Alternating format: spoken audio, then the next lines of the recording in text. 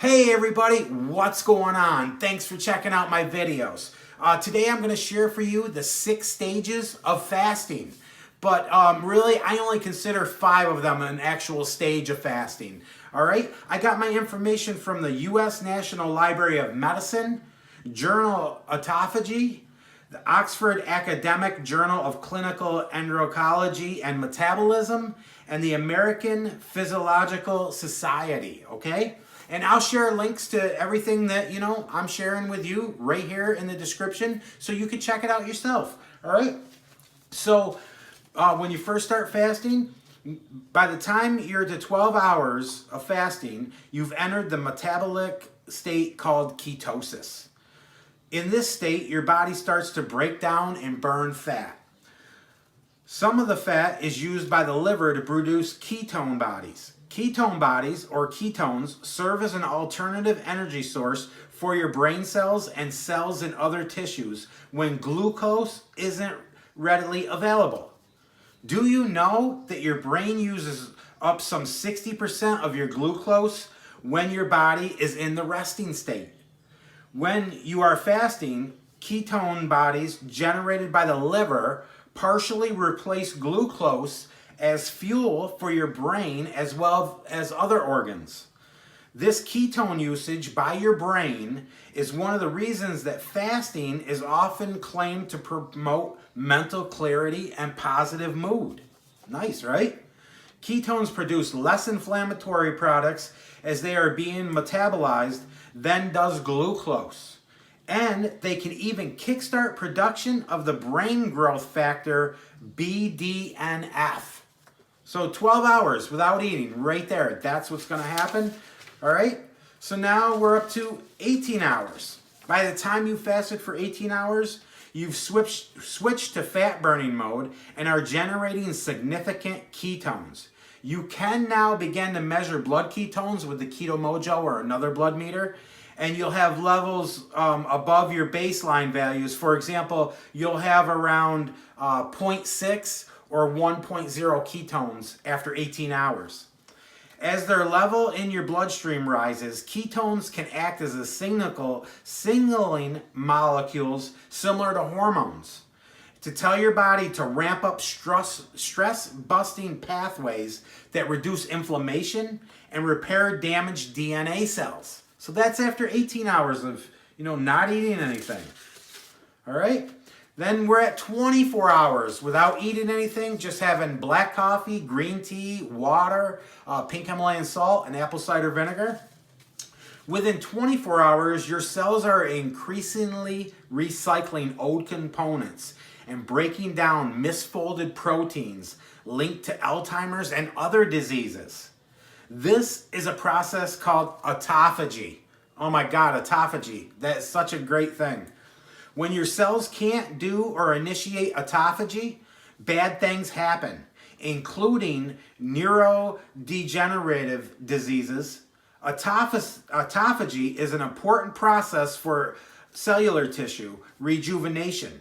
It removes damaged cellular components, including misfolded proteins.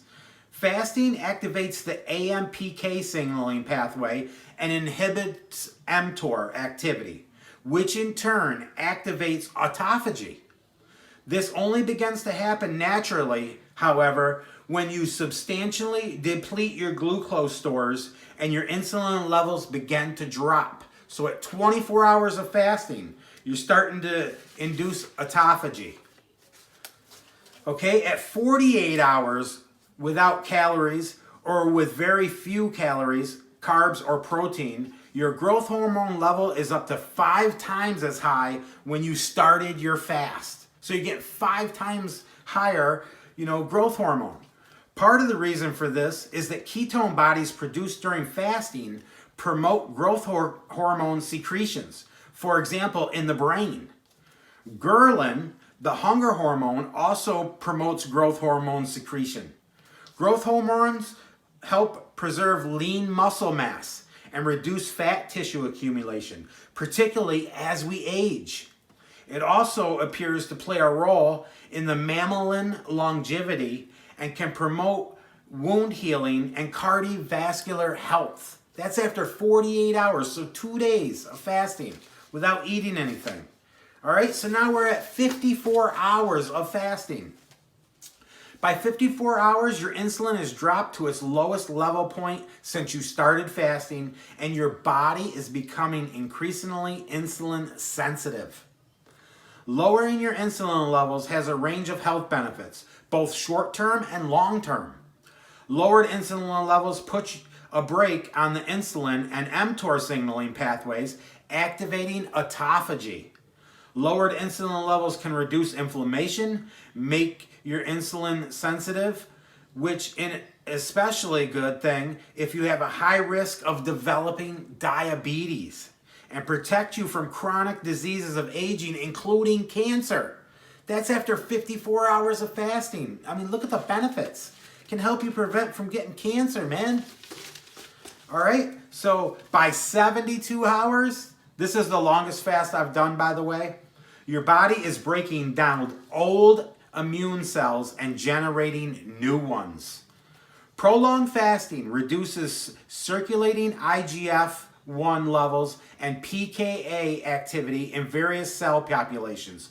IGF-1, insulin-like growth factor 1, looks a lot like insulin and it has growth promoting effects on almost every cell in the body. IGF, which is insulin-like growth factor 1, activates signaling pathways including P13K AKTA pathway that promotes cell survival and growth. pKa can also activate the mTOR pathway. You might see where this is leading. Pressing the brakes on IGF-1 and pKa through nutrient restriction and fasting can turn down cellular survival pathways and lead to breakdown and recycling of old cells and protein. Studies in mice have shown that prolonged fasting, greater than 48 hours, by reducing IGF-1 and pKa leads to stress resistance, self-renewal, and regeneration of hematopoietic or blood cell stem cells. Through this same mechanism, prolonged fasting for 72 hours has been shown to preserve healthy white blood cells and lymphocyte cells in patients undergoing chemotherapy. So, you know, if you have cancer and you're doing chemotherapy, 72-hour fasts are going to help you out. You know what I mean?